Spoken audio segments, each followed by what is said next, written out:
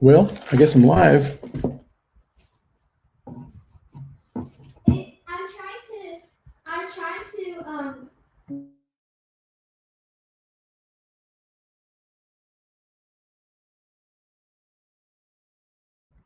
Right. It's kind of new, a little bit new, going live. Kind of scared. Anyway, okay, so I am starting a little bit early. The tension is killing me here. Let me for you guys who may not be familiar with me, I'm Kevin Ward. I run a website called MixCoach.com. A little bit of backstory on me. I was in Asheville, North Carolina for 25 years, 5 years in Asheville, 20 years in Nashville. And then I moved to Yorba Linda, California to work at a church called Crosspoint, which is doing some really cool work and always impressed me. So came over here, had an opportunity to kind of build a program for broadcasts and teaching mixers to mix and, cameras and learn a bunch of new stuff. So that's what I'm doing now. So if you can hear me, type something in the comments. This is a new platform I'm using to go from my kitchen table to Facebook and YouTube. I've got an audience there, but I'm just making sure that you can actually hear me. So I was going to do my Saturday summary, which is something I normally do on Saturday, of course, and it's a summary of things that I've been doing during the week. Some points that some things that I've learned during the week, things I've been up to. And I always do it on, Saturday morning early. And I always kind of feel a little bit, it feels a little bit one way. Oh, cool. Thanks, Rick. Appreciate the report. I'm glad you can hear me. So I always do this one report on Saturday and just kind of tell people what I'm up to, but it feels one way, kind of like a broadcast. And I've always wanted it to be kind of interactive. So this is something I've been wanting to try for a while, and now there's some platforms out there that I'm trying that will allow me to do that. So, hey, Tom, good to see you, man. Yeah, speak up in the comments. I can see from Facebook and YouTube, and it's awesome. If you've got a question, jump in there and ask me a question. I would love to be an answer. For right now, what I'm going to do is just kind of do what I would normally do on my Saturday summary, which is basically kind of let you know what I've been doing this week, that sort of thing. So let's see.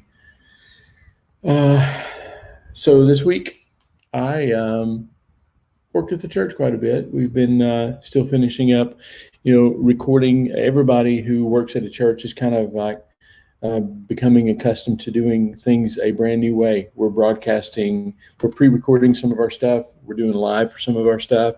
I've been going live on Wednesday nights with my pastor, Brian, and that's been going well. And so learning a lot there, like kind of the Facebook, YouTube, just how many people are using this now and how unstable it could be, but somehow it's just holding up really good. Everybody's moving online, moving meetings to Zoom meetings. It's really kind of cool. So just wanted to have a chance to connect here. And anyway, did that a little bit. Let's see. I've been doing, yesterday we drove to San Diego, me, Jenna, Kaylin, and we drove to San Diego, and I was able to help a church with some of their lighting. We'd had this scheduled a long time ago. We put it off a couple of weeks.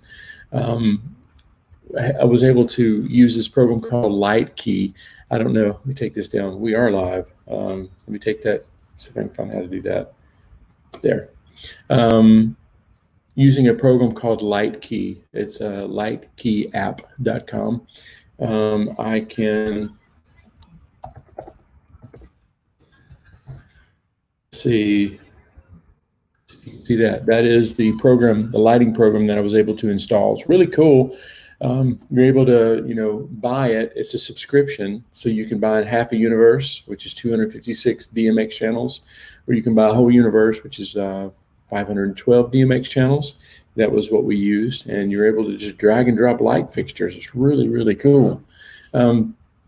was able to kind of build this system to where they could train their volunteers to jump in and learn things as they go, because it's really very visual. So we were able to do that. We drove to, we didn't come in contact with anybody, so we're not rebels too much. We were able to drive down there early in the morning, get the work done, set them up for success, and then come back. And then I was talking to him about streaming. And by the way, if your church is not streaming, we're going to be here a while, and people are more open to hearing from churches than ever before.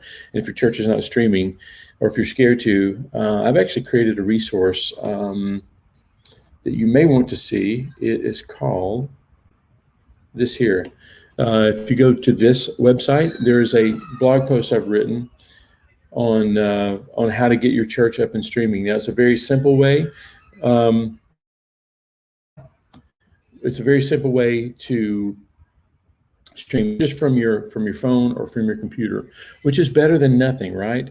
Where I see churches go wrong is trying to get online streaming, and they'll put the camera way across the room, or their iPhone way across the room, and it doesn't sound good. So me being an audio engineer first, I've been kind of trying to help people understand that. So did that a little bit, talked to them. So if you want to grab that resource, it's just a blog post. It kind of tells you how to create a page, create a group, the difference between them, and how to kind of keep your congregation engaged. So did that a little bit this week. And so, yeah, did that this week. Been working in the yard a lot. When I have a chance, I've been re-landscaping. I find that when you do so much stuff that's intangible, stuff that you can't, things like lights. I mean, you can't hold lights in your hand. Well, you can, but it's hard to say. It's hard to point to that and say I did that. So I find that moving dirt is really helpful. Usually when I'm doing a lot of work like this, I do a lot of work that kind of balances me out a little bit too. Hey, I'm not seeing any comments here, and I would love it if some of you guys would chime in, ask some questions. I'll queue some up. Tom, Rick, Mark, if you guys are still online, holler. Drop some questions in there, some comments, whatever, some likes, because I'm able to monitor all this stuff. It's pretty cool, really cool. I'm using a platform called StreamYard. It's really cool. I'm able to broadcast to Facebook and YouTube. So it's kind of an experiment for churches too, to be able, for their pastors to be able to stream live to multiple platforms. Okay, so been doing a lot of lard work. I heard somebody say the other day that COVID-19 is like, speaking of lard work, that we're all eating a lot. I know I do, and not getting a ton of exercise because you can't really get out and get about. So the COVID-19 is like 19 pounds. After this is all over, we'll probably be about 19 pounds heavier. Tom, what is your church doing? Let me know in the comments.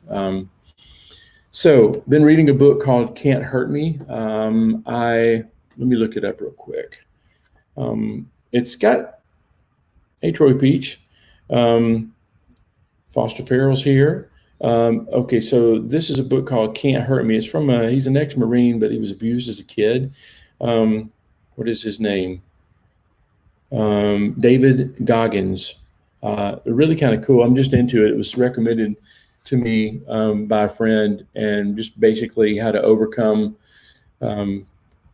psychological barriers in your life. I think he was a Navy SEAL. I'm not sure yet. I hadn't gotten to that part. I just know that his dad was really rough on him when he was a kid.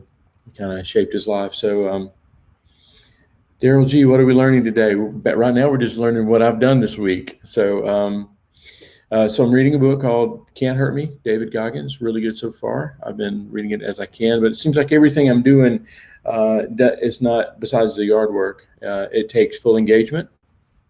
So I haven't been able to listen to the book except at night when I go to bed, which has been later and later lately. Let's see. Oh, here's another thing I'm working on too. I'm working on a virtual choir. I know you've seen them around. I saw one several years ago by this guy named Eric Whitaker.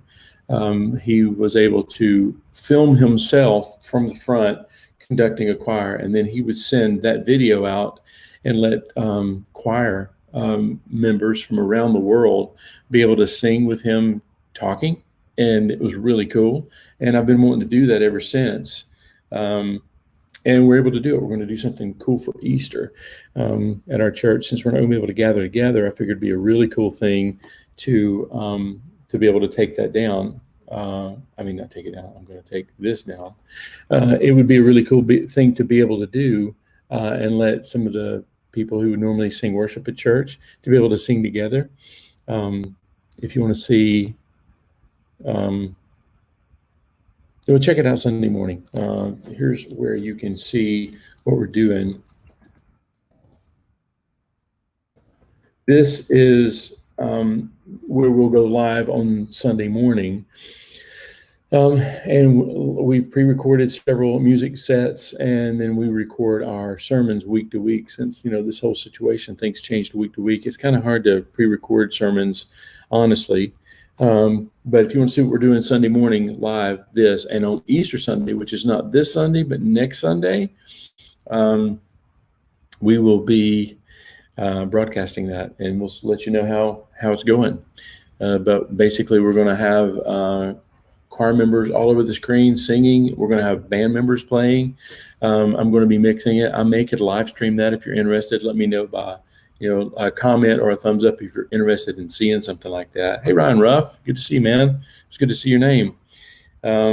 Let's see. I'm going to read a couple of questions. I'm getting some questions in. Thank you for responding, because this was starting to feel a little bit like I was just broadcasting me again, which I am. But I'm going to pull up a couple of comments here. Chris Capozzoli, hey, I remember you, man. I hadn't talked to some of my MixCoach guys in a while. Says, thanks for all the instructions in the past at MixCoach. I've been mixing live at church for 4+ years every Sunday. All the instructions at MixCoach and Dueling Mixes, great guys over there, was so useful. Shout out to Graham. Yep, Graham's a good friend of mine, and I'm real thankful for that. But I'm glad that's that you're able to use that in the church work, because that's what I'm doing now. I'm kind of, be honest with you, I've been a little bit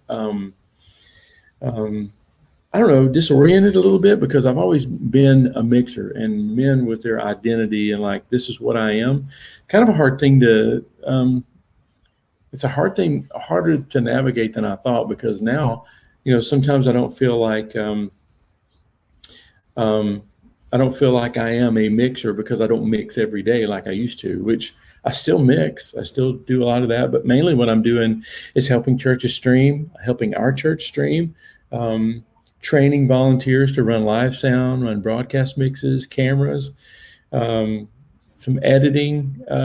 It's just a ton of stuff. I'm learning so much technology, and I've kind of been, lost a little bit. So I feel like I'm coming back around, being able to help churches in such a time as this, get online. Hey, there's Chris Sellum, Mixdown Online.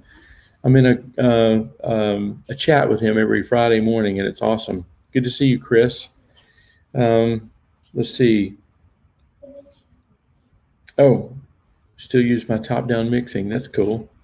I always, let's see. Daryl G says, are you referring to live mixes or recording mixing? Both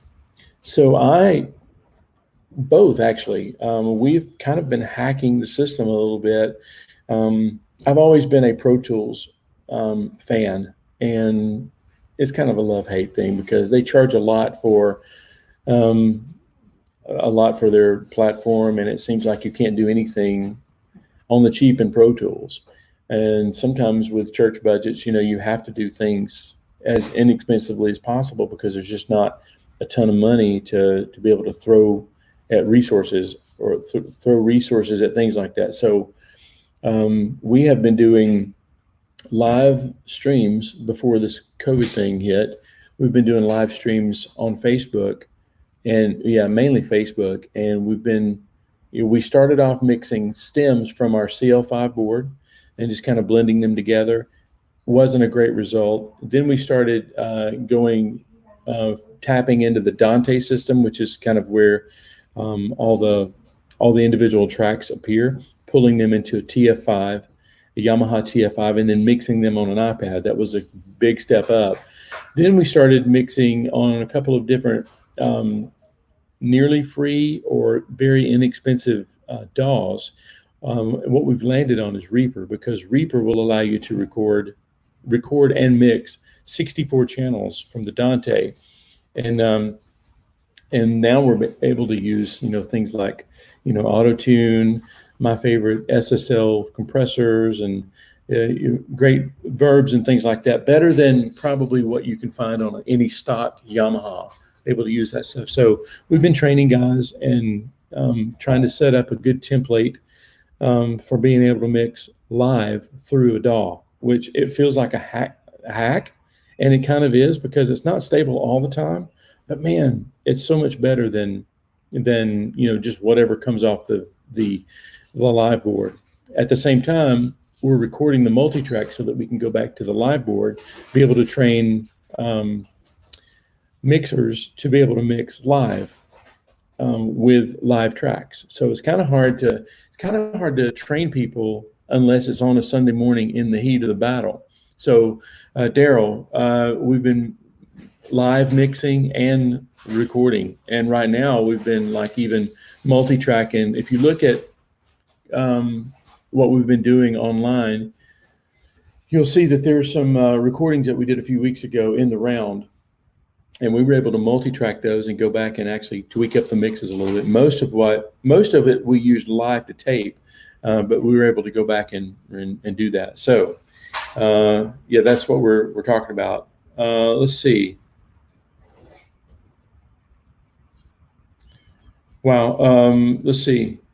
So is Tom Scrivano, who lives right around me, says Calvary Chapel, Chino Hills, Harvest OC, and the Calvary Chapel Costa Mesa are all moving towards 24/7 streaming of all recorded services. We're actually streaming a lot of stuff too. I think what we're going to find in this season that we're in is that people are really longing for connection. And so if your church is not doing some kind of streaming, it'd be a good time to jump into it. And again, I'll mention this. I've got this, which is a very simple way to get your church streaming. There are more advanced ways to do it, which I'm glad to cover later if you're interested. Go there. Let's see. Let me go back to the comments. I'm really loving seeing your comments on Facebook and YouTube. Cool. Hey, Stu, good to see you, man. If you're just coming in, if you don't mind, I can't see who is appearing on the stream, but I can see your comments. So if you want to leave me just a thumbs up or a hi, Kevin, or something like that, sure would make me feel better about just talking into my camera. Okay, so back to my Saturday summary thing, the virtual choir thing. I will keep you updated on that, but the plan is I've done a Dropbox link on Dropbox if you have it, which if you don't, you should. It's a really cool platform. I created this thing called a request link. And the request link will basically, if you point people to that link, they're able to upload anything to your Dropbox. And what we're doing is I left specific instructions for everybody. Hey, Steve Klein, Jason Blue. I was able to leave instructions on how to record themselves, and I covered acoustics. I covered, what they should wear, the framing, like this shot right here, and not across the room. And what we're going to do is as they upload those, I've got Mark Jacoby, I think he was on this stream. He is stripping the audio off of there, putting them into a Pro Tools file, and then later we're going to take the video, sync them all together. And so my next week, the week before Easter, is going to be a pretty busy week, I think. But if you're interested in seeing some of that stuff, let me know.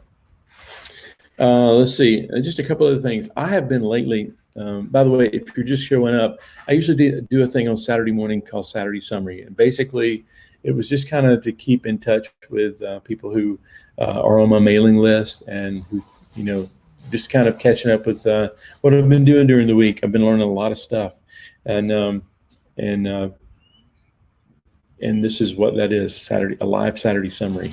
Um, One last thing, I have been obsessed lately with Victor Wooten. Again, he is a bass player in Nashville, probably the um, best electric bass player alive right now. He's so smart too. He's not only a great player, he is brilliant. Some of his concepts as far as playing, if you haven't seen him, check them out because he's very smart. But he plays a song, can't remember the name of it right now, but I'm trying to learn it. I took my father-in-law's old jazz bass. It's a '77 jazz bass that I have never really liked the way it played. It's always felt kind of dead to me, even with new strings on it. Took it to this place called 13th Street Guitars in Huntington Beach, and I got a Plex job on it, which is basically like a CAT scan for a guitar. And we're redoing the frets on it right now. Of course, he told me that we were refretting it just before the COVID thing. So I don't know if he's working on it right now or not. Hopefully he is. But I can't wait to grab that bass and learn some Victor Wooten licks if I can. South Carolina in the house. Awesome. Okay, so that's pretty much my summary thing. I would love to answer some questions if you guys have any follow-up questions or anything like that on what I've done. But I wanted to share something real quick. There's a movement happening right now with all the churches. It's called #JesusChangedMyLife.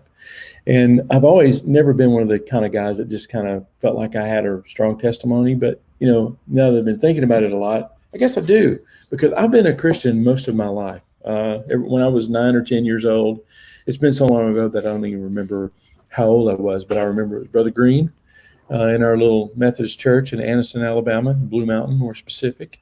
And I, knew that I needed Jesus, so I got saved. And then not too long after that, I think Brother Watley baptized me in an old muddy creek in Alexandria. And I always grew up, my favorite scripture, my dad was a preacher. Both of my granddads were preachers. And I always grew up with the scripture, Philippians 4:13 is my favorite scripture. I can do all things through Christ who strengthens me. And I always use that as kind of like a catalyst to be able to be invincible, knowing that whatever I did, God will bless. And then lately, after moving to California, kind of, as a step of faith, moving away from things that I have done, moving into the insecurity of not having a title anymore, of like being a mix guy or a producer or songwriter or whatever.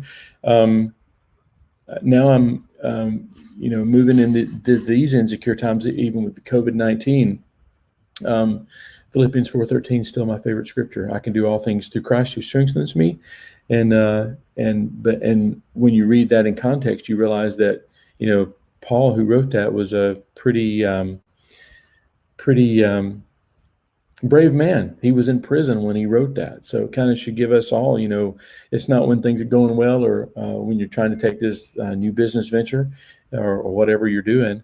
It's like in the hard times, you can do anything through Christ who strengthens me. So that is my hopefully 1-minute testimony. Jesus changed my life. I have been depending. I don't know what I would do if I didn't have that faith to fall back on, especially in times of unrest like this. So anyway, Stephen Klein, you're a brave man. I'm not brave. I'm proud. But thank you for saying that. Appreciate it, man. Okay, I'm going to take some questions, okay? 13th Street Guitars, man. They're one of the only, I think five or six maybe people that have that Plex thing. And I think there's a guitar shop in Nashville, and I can't remember the name of the guitar shop in Nashville right now. Somebody remind me, but they have one too. So yeah. Yeah, he seems to be a really cool guy. Let's see. Looking for some questions here.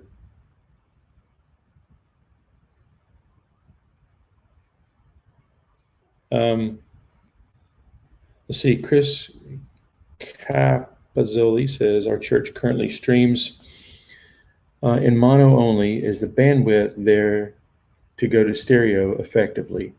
I.e., will we need more powerful computers? Will it become more glitchy? No, I think you're probably, honestly, when you're sending broadcast mono, I think Facebook and YouTube are geared for stereo files anyway. So I think you're going to have the bandwidth. You're using the bandwidth. You're sending a big mono file anyway. So if you can send it stereo, I would. I don't think you're going to find any other glitches. I would like to know what your encoder is, or what platform are you using to send your stream. So yeah, let me know, Chris. Let's see. Oh, Ron Ruff says, thanks for sharing that, man. If you haven't done it, and I'm going to probably take that section out of this video and upload a separate file to it, but you should do it too, man. You're going to see a lot of that going on between now and Easter. El Brujo Blanco says, do you have any pets? I do. Hey, is Peanut in here, Kaylin? No. Can you get him? Yeah. I've got a dog named Peanut. His name was Pappy, and I liked the name. He looked like a Pappy to me, but my girls named him Peanut. And yeah, come here. We've been working in the yard today, and Peanut's been keeping us company. This is Peanut. Say hey. He's camera shy. This is my daughter Kaylin. Hey. Hi. Okay, cool. Yeah, so I do have a pet. I don't know what they're using other than YouTube 480 stream. Yeah, I mean, you can go straight to YouTube from, YouTube. And I think it kind of like encodes it in such a way, and it depends on your upstream, your bandwidth going up and their bandwidth coming down. So vMix. I haven't used vMix, Chris, but a lot of people are. We are using, of course, a switcher, a Ross Carbonite Black Solo, which is like a 13 input switcher or 9 SDI inputs, and we switch all of our cameras, ProPresenter, that sort of thing in that, and then we go, we merge that through some kind of box that muxes the audio and the video together, and then we send that through a thing called a Teradek Stream Deck. It's Teradek Cube 610, and that takes everything together and encodes it to where Facebook is happy with it.